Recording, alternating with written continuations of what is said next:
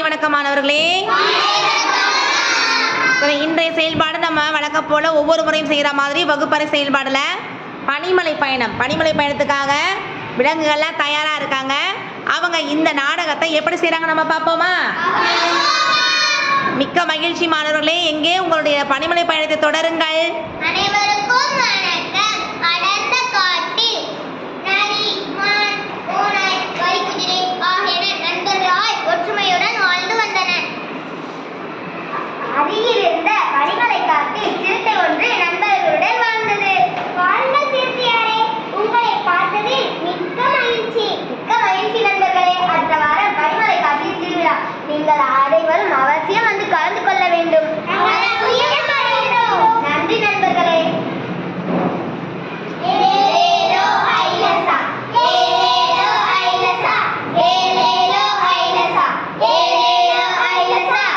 ஆற்றின் வேகம் அதிகரித்ததால் படகு மெல்ல சாய ஆரம்பித்தது.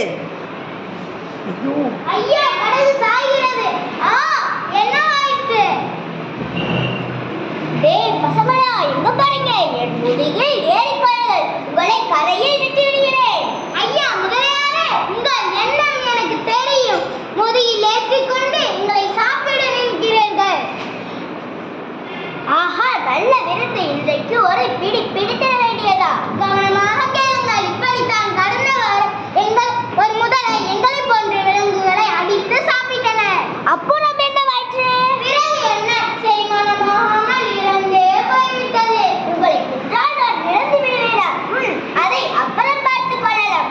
இப்பொழுது வயிறு பசிக்கிறது. உங்களை சாப்பிட்டு போய்விடுகிறேன். முதலியாரே, இன்னும் ஒரு பிரச்சனை உள்ளது. என்ன அது? சீக்கிரம் சொல்.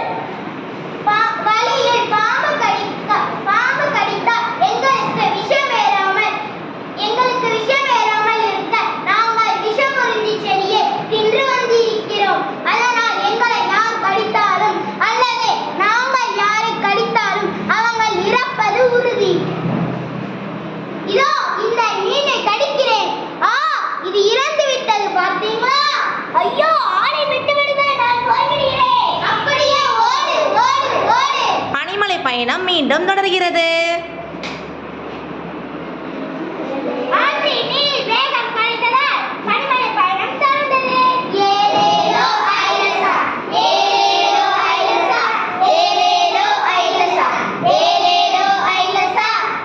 பாருங்கள் நண்பர்களே, பனிமலை திருவிழாவுக்கு வந்ததற்கு நன்றி.